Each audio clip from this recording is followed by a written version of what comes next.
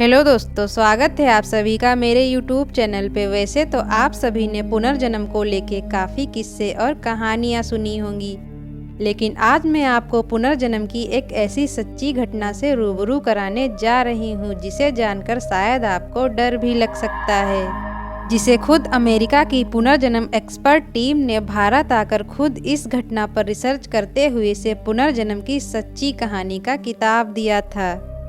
यह पुनर्जन्म की घटना हमारे उत्तर प्रदेश के इटावा जिले के सफीपुरा गांव की है। उस दौर में ना तो घरों में बिजली हुआ करती थी और ना ही इस तरह की सुख सुविधाएं जो वर्तमान में हमारे इर्द गिर्द रहती हैं। इसी बीच साल 1968 में एक गरीब ठाकुर परिवार में एक लड़की का जन्म होता है। घर वालों ने उसका नाम सुमित्रा रखा।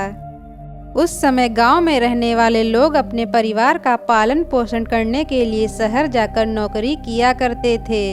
सुमित्रा के पिता भी शहर जाकर नौकरी किया करते थे। सुमित्रा और उसकी मां अकेली रहती थी। एक दिन अचानक सुमित्रा की मां की मौत हो गई। मां की मौत के बाद सुमित्रा के पिता ने उसे अपने रिश्तेदारों के घर रहने के लिए छोड़ दिया और ये सिलसिला काफी समय तक चलता रहा। पिता शहर में नौकरी करते थे और सुमित्रा अपने रिश्तेदारों के घर पे रहती थी। आर्थिक स्थिति ठीक ना होने के चलते सुमित्रा कभी स्कूल ना जा सकी और अकेले होने की वजह से वह काफ़ी परेशान भी रहती थी। जिसके बाद उसके पिता ने मात्र 13 वर्ष की उम्र में ही जगदीश सिंह नाम के लड़के के साथ उसकी शादी करवा दी। जगदीश भी नौकरी करने के लिए शहर जाता था। यहाँ पर सुमित्रा अपने सास ससुर के साथ आराम से रहती थी। इसी बीच सुमित्रा ने साल 1984 में एक बेटे को जन्म दिया। बेटे के जन्म के बाद उसका अकेलापन काफ़ी हद तक दूर हो चुका था। वो अपने बेटे को अपनी जान से भी ज़्यादा चाहती थी। हालांकि सभी माएँ अपने बच्चे को अपनी जान से भी ज़्यादा चाहती हैं। जब वह पानी भरने जाती थी या घर के किसी भी काम से बाहर जाती थी तो अपने बेटे को साथ जरूर ले जाती थी। वो अपने बच्चे को कपड़े से बांधकर अपने सीने से लगाकर ले जाती थी।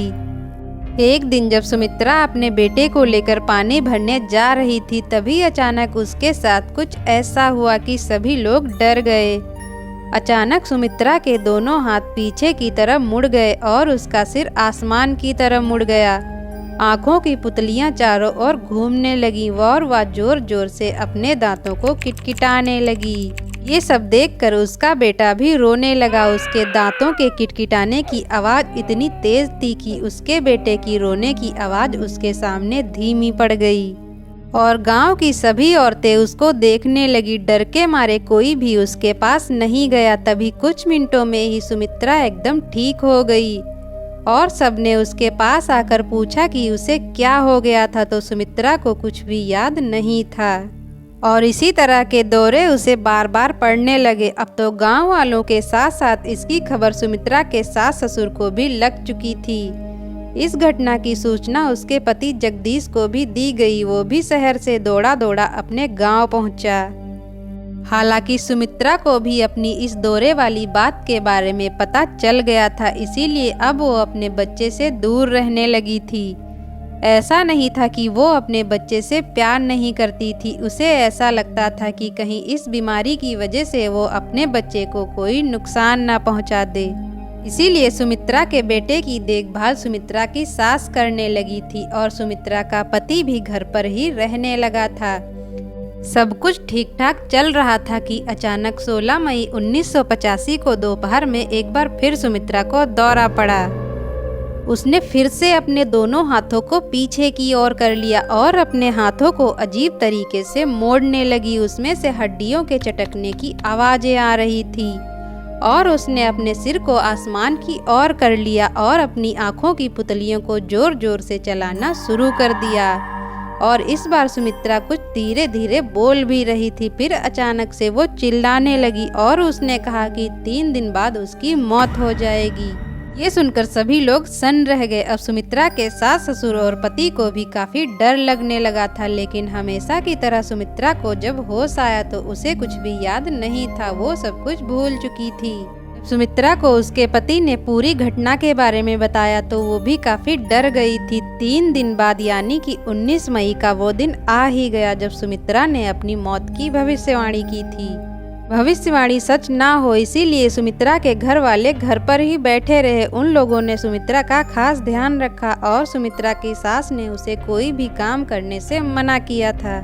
उसके सास ससुर और पति काफी डरे हुए थे। उन लोगों ने काफी सावधानी बरती और जैसे तैसे पूरा दिन निकल गया और शाम हो गई और सुमित्रा के घर वालों ने चैन की सांस ली। उन लोगों ने सोचा चलो अब तो शाम हो गई, अब कुछ भी नहीं होगा, अब कोई दिक्कत वाली बात नहीं है। सुमित्रा ने कहा मुझे यहाँ घर के अंदर घुटन हो रही है, मैं जरा खुली हवा में बाहर जाना चाहती हूँ। उसके परिवार वालों ने भी सोचा अब तो शाम हो गई है, अब कोई दिक्कत वाली बात नहीं है, इसीलिए उन्होंने सुमित्रा को घर से बाहर जाने दिया। बाहर खुली हवा में आ गई, तभी उसको बाहर अपनी सहेली मिल गई और वो उससे बातचीत करने लगी। तभी अचानक से सुमित्रा को दौरा पड़ा। उसने अपने दोनों हाथों को पीछे की ओर किया और हड्डियों को अजीब तरीके से मोड़ने लगी। आंखों की पुतलियों को चारों ओर घुमाने लगी और उसने अपने सिर को आसमान की ओर कर लिया। दांतों को जोर जोर से किटकिटाने लगी और उसका पूरा शरीर अचानक से अकड़ गया। तभी उस महिला ने चिल्लाना शुरू कर दिया। चिल्लाहट की आवाज सुनकर आसपास के लोग और सुमित्रा के घर वाले दौड़कर बाहर आए। सुमित्रा वैसे ही अकड़े शरीर और सावधान परिस्थिति में खड़ी हुई थी। उसके पति ने उसे हिलाया डुलाया, लेकिन उसने कोई भी रिस्पॉन्स नहीं किया। फिर उसके पति ने और कुछ लोगों ने बड़ी मशक्कत के बाद उसको घर के अंदर लाकर लिटा दिया और फिर वैद्य जी को बुलाया गया। वैद्य ने सुमित्रा का परीक्षण किया और उसकी पूरी जांच की। उसके बाद वैद्य ने उसे मृत घोषित कर दिया। उसकी मौत की खबर पूरे गांव में आग की तरह फैल गई और सुमित्रा की भविष्यवाणी सच साबित हुई।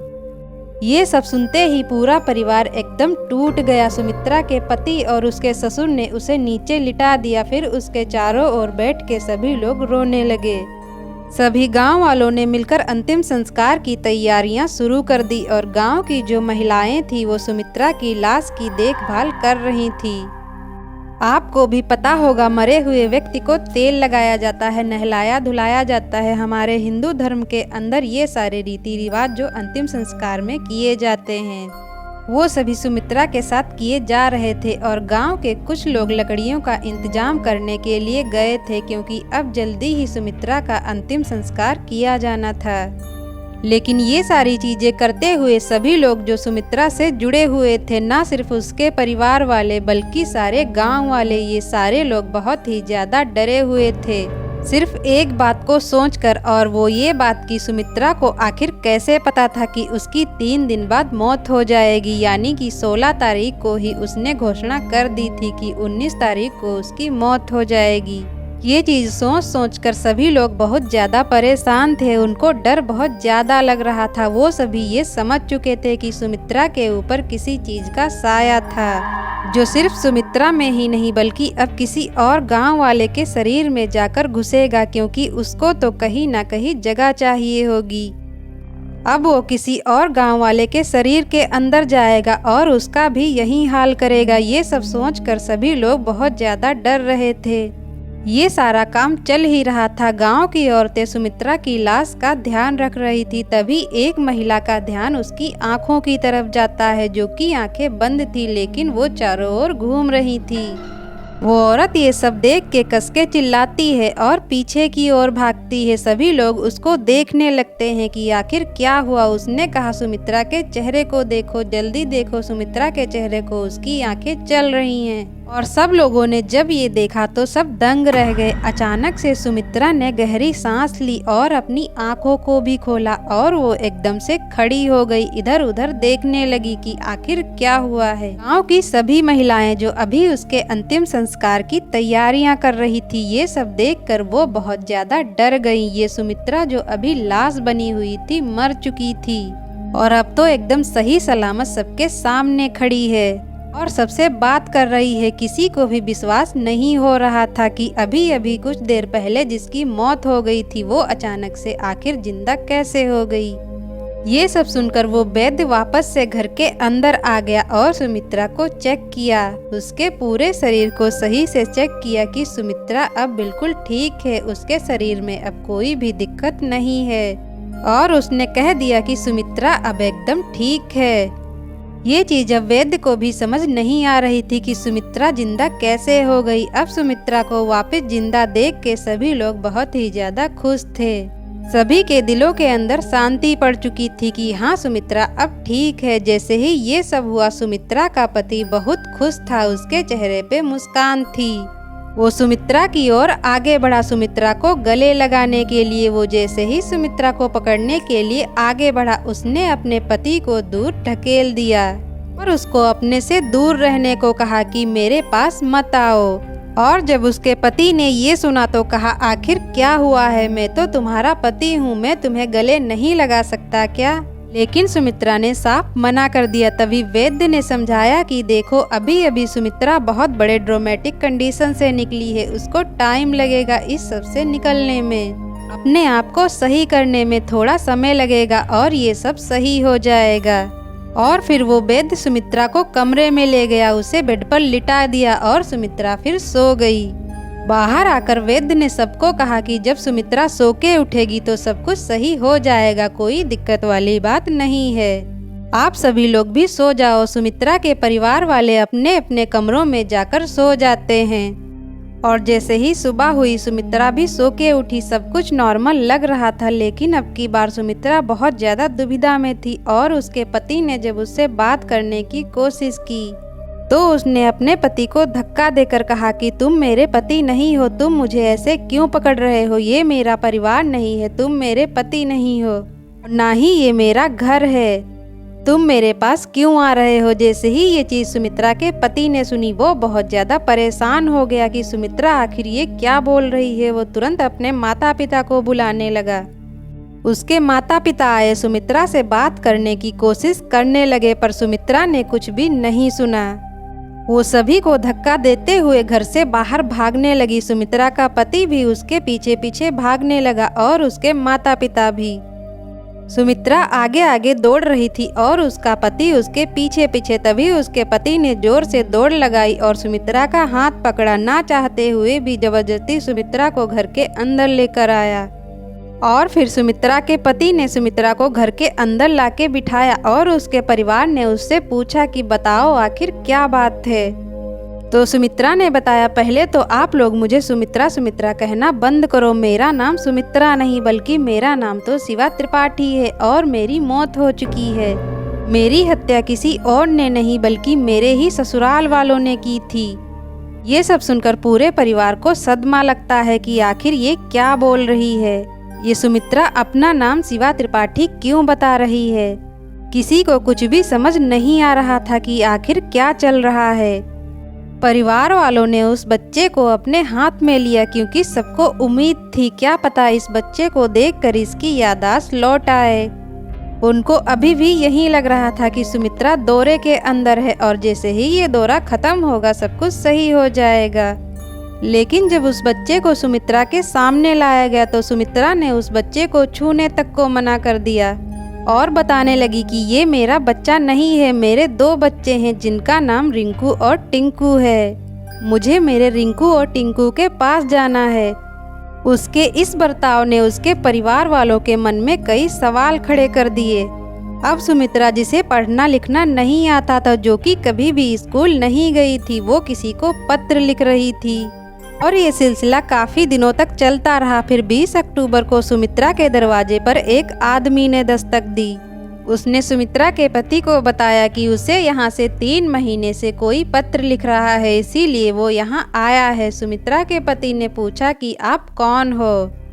तो उसने अपना नाम रामसिया त्रिपाठी बताया और कहा कि मैं दिव्यापुर गांव से आया हूं। उसकी ये बात सुनकर सुमित्रा दौड़ी चली आई और उसने उस आदमी को पिताजी कहकर बुलाया और कहा कि पिताजी, मैं सुमित्रा नहीं बल्कि आपकी बेटी शिवा त्रिपाठी हूं। ये सुनकर सभी लोग हैरान रह गए। हालांकि इस बात को लेकर रामसिया त्रिपाठी बहुत ज्यादा परेशान थे, तो सबूत के तौर पे अपनी बेटी शिवा की शादी का एल्बम अपने साथ लेकर आए थे। शादी का एल्बम देखने के बाद सुमित्रा से खुद को शिवा बताने वाली सुमित्रा ने एक के बाद एक लोगों को पहचान लिया और उसने अपनी ननद की फोटो भी पहचान लिया और वो बताने लगी कि इसी ने मेरे सिर पे मारकर मेरी हत्या की थी। और मेरी शादी छेदी लाल नामक आदमी से हुई थी और मेरे 2 बच्चे भी हैं जिनका नाम रिंकू और टिंकू है। राम सिया त्रिपाठी हैरान रह गए, उनकी आंखों में आंसू आ गए। उन्हें यकीन हो गया था कि यही उनकी बेटी शिवा त्रिपाठी है। उन्होंने उसे गले लगाया और फूट फूट कर दोनों रोने लगे। लेकिन जगदीश और उसके परिवार वालों के सवाल अभी भी बाकी थे। फिर राम सिया त्रिपाठी ने सुमित्रा के परिवार वालों को एक दिल दहला देने वाली कहानी के बारे में बताया। फिर राम सिया त्रिपाठी ने सुमित्रा के पति और उसके पूरे परिवार से पूछा, क्या आप लोग जानते हैं कि आखिर शिवा कौन है? तब राम सिया त्रिपाठी ने बताया कि शिवा कोई और नहीं बल्कि उसकी बेटी का नाम था। वो यहाँ से 100 किलोमीटर दूर इटावा शहर में रहते हैं, वहीं पे इनका सब काम धाम है। उनकी बेटी शिवा कॉलेज गई है और उसे पढ़ाई लिखाई करना आता था। और जैसे ही उसकी पढ़ाई पूरी हुई, राम सिया त्रिपाठी ने एक अच्छा घर देखकर उसकी शादी कर दी। उस शादी से उसके 2 बच्चे भी हुए थे, उन्हीं का नाम रिंकू और टिंकू था। लेकिन बच्चे हो जाने के बाद शिवा के ससुराल वालों ने उसके साथ लड़ाई झगड़ा करना शुरू कर दिया, उसके साथ मारपीट करने लगे। लेकिन वो बेचारी अपने बच्चों के लिए ये सब सहती रही। और फिर 18 मई 1985 की सुबह शिवा बेजान हालत में रेलवे पटरी पर पड़ी पाई गई।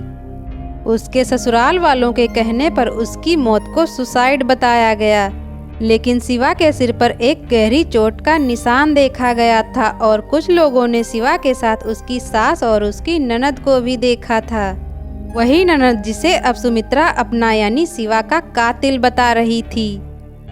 और जैसे ही 19 मई 1985 के दिन सुमित्रा को वो दौरा पड़ा, उसी टाइम पर शिवा की जो आत्मा थी वो उसी दौरे के अंदर होते हुए सीधा सुमित्रा के शरीर के अंदर जा पहुंची। ऐसा मैं नहीं बल्कि ये सारे तथ्य बोल रहे हैं। अमेरिका से साइंटिस्ट आए और उन्होंने इसके बारे में पूरी जांच की और देखा कि आखिर यहाँ क्या हुआ होगा।